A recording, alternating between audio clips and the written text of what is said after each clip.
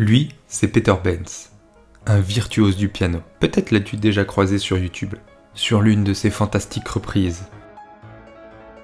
Mais là, je viens de te dire son nom, ce qu'il fait, mais voyons voir si nous pouvons non pas savoir qui il est, mais de quoi il est fait, quelle est sa constitution, à partir seulement de ce qu'il a publié sur YouTube.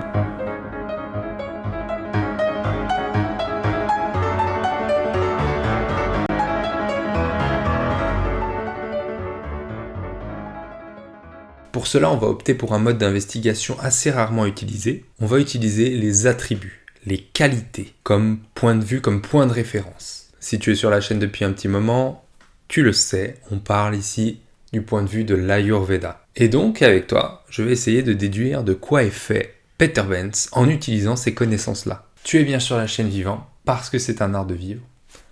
On y va l'artiste. Avertissement préalable et nécessaire, ce qui suit, c'est une tentative subjective. Ça ne vaut pas preuve, ça ne vaut pas vérité absolue. C'est un exercice pédagogique qui présente un chemin de pensée, le mien, en me basant sur l'Ayurveda. Retournons à notre virtuose. Tu as déjà entendu parler des constitutions, de quoi nous sommes faits. On n'est pas tous pareils. Et ça fait de grosses différences. Dans ce qu'on pense, dans ce qu'on fait, dans ce quoi on est bon, dans ce quoi on est moins bon. Et plus encore, bien plus encore. Et pour connaître la constitution des gens, eh bien on peut le deviner, en comprenant, en captant, en essayant de déceler les attributs qui composent cette même personne. Ça peut être au niveau physique, ça peut être au niveau du comportement, ça peut être au niveau de la psyché. Grâce à ça, on arrive à déterminer son mélange en dosha. Si tu sais pas ce que c'est qu'un dosha, je t'ai fait une vidéo de courte présentation pour avoir un aperçu. C'est 3 humeurs, il y en a 3, Vata, Pitta, Kapha. Et selon les proportions, selon le dosha qui domine, on va savoir plein de choses. Et la personne qui le sait, une fois qu'elle connaît sa constitution, elle peut aviser, savoir quoi manger, comment se rééquilibrer, dans quoi elle risque d'être bon, dans quoi elle risque d'être pas bon, ce qui risque de lui causer des difficultés inutiles, et là où elle sera très habile, très capable. Ça donne beaucoup d'avantages. Mais l'avantage principal, c'est de pouvoir se rééquilibrer. Et donc, j'ai sélectionné M. Peter Benz, d'une part parce que je l'aime bien, j'adore ce qu'il fait, et d'autre part parce qu'il est assez caractéristique comme constitution. Et qu'il n'y en a pas beaucoup des comme lui sur YouTube. Donc, un peu de contexte. À 1 an et demi, ce jeune Hongrois monte sur un piano et arrive à répliquer des mélodies à l'écoute. C'est-à-dire qu'il ne marche pas encore, mais il arrive à répliquer des mélodies.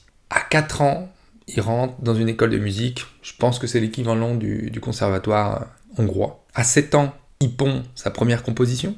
À 9 ans, il enregistre son premier CD, d'ailleurs je crois qu'il gagne des prix avec. Et ensuite, il va faire un master à Berklee College Music of Boston, et il sort parmi les meilleurs. C'est une prestigieuse école de musique contemporaine.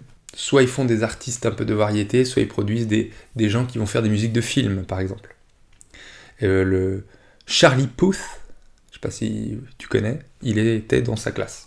Donc, déjà, qu'est-ce qu'on peut déduire ? On peut voir qu'on a quelqu'un de particulièrement doué, mais doué pour quoi ? Doué pour l'art. Et quel art ? Un art qui fait appel à l'ouïe. Et ça nous oriente déjà. L'art, son attribut, sa caractéristique, sa qualité, c'est que ça fait appel au subtil. Tout le monde n'a pas d'attrait pour l'art. Et il y a des gens qui ont un fort attrait, une forte connexion à l'art, qui la comprennent, qui la veulent, qui la sentent. C'est parce qu'on a la qualité subtile très fort en nous. Subtil, c'est ni amélioratif, ni péjoratif. C'est un état de fait. Les attributs sont des états de fait. Ce qui s'oppose à subtil, c'est grossier. Grossier dans le langage commun, c'est péjoratif, pas dans l'Ayurveda. Il y a des choses qui ont besoin d'être grossiers. Une brique, ça a besoin d'être grossier. C'est son rôle. Une pierre, un mur, ça a besoin d'être grossier. La peinture sur le mur fluide, elle a besoin d'être subtile, beaucoup plus fine. Subtil, c'est finesse, c'est un synonyme. Et donc, au niveau mental, au niveau perception, il y a des gens qui ont des perceptions qui sont plutôt subtiles, fines. En fait, dans le jeu, il faut qu'il y ait une dimension supplémentaire. C'est difficile à définir. C'est une énergie qui arrive sur le moment. Tout le monde peut l'entendre. L'audience l'entend, on le ressent, c'est comme un état de méditation. Il y a toujours un bon côté et un mauvais côté. Le mauvais côté, c'est que ça a tendance à percher, à faire quitter le sol. Et vous allez voir, ça va apparaître chez Peter Benz. Le subtil, c'est l'élément air et l'élément akash, l'espace. L'akash, c'est l'espace, c'est l'éther, qui portent en eux ces attributs. L'ouïe, le fait d'entendre, c'est aussi une propriété de l'élément akash. C'est quelque chose qui élève, en gros. Maintenant, deuxième chose, très flagrante chez Peter Benz, c'est sa vitesse. Il joue tout vite. Il le dit lui-même. Pourquoi le but était de jouer vite? D'une manière ou d'une autre, cette technique de vitesse m'est venue naturellement au début. De sorte qu'il ne nécessitait pas trop de pratique. Ils ont remarqué que mes doigts bougeaient très rapidement sur le clavier. Et c'est tellement vrai que c'est lui qui détient le record de vitesse pour appuyer sur une touche. Le record du monde.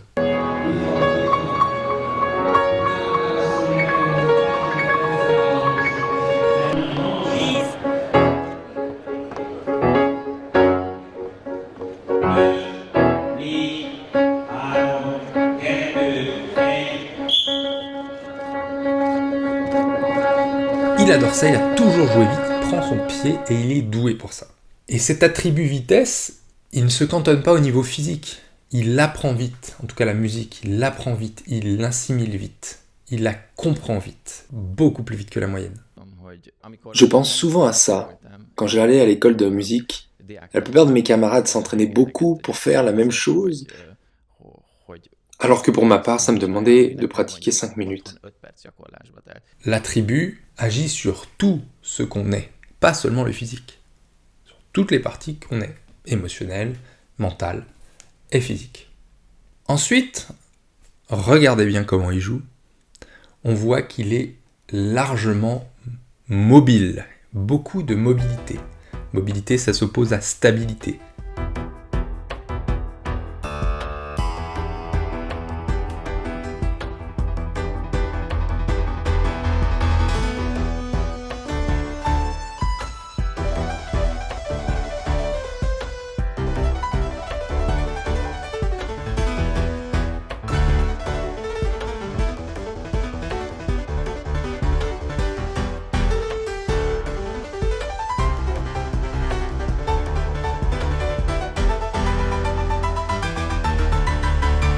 Peter Benz, il est très mobile. Quand il joue, il tient pas en place. Ce qui n'est pas forcément la méthode enseignée dans les écoles. On apprend plutôt une posture un peu stable, un peu fixe, et les doigts seulement et les bras devraient courir sur le piano. Là non, c'est lui qui s'agite, qui gesticule dans tous les sens. Et là encore, c'est l'élément air. Et d'ailleurs, je ne l'ai pas dit tout à l'heure, mais la vitesse, c'est aussi l'élément air. Pour être très précis, l'élément air est lié au mouvement et à la légèreté. Mais la vitesse en elle-même, il y a un autre guna, un autre attribut, qui s'appelle tikshna, qui à la fois veut dire pénétrant et rapide. Et cet attribut-là, il est corrélé à l'élément feu. Et puis, il a du mal à se concentrer, dit-il. Un psychologue pourrait peut-être vous dire que je suis TDAH, que ça trouble mon attention, que ça me distrait, et qu'après c'est difficile de revenir dans le flux de travail. C'est souvent pour moi un obstacle pour arriver à terminer les choses. De partir de 0 à 100%, il y a toujours quelque chose qui reste bloqué. Il passe d'une chose à l'autre. Et ça, c'est ce que je vous disais par rapport à la subtilité, au fait d'être perché.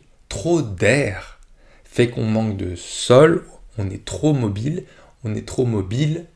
dans ses pensées. Ses pensées vont d'une chose à l'autre, elles sont mobiles également. D'être concentré, c'est d'être stable sur une pensée.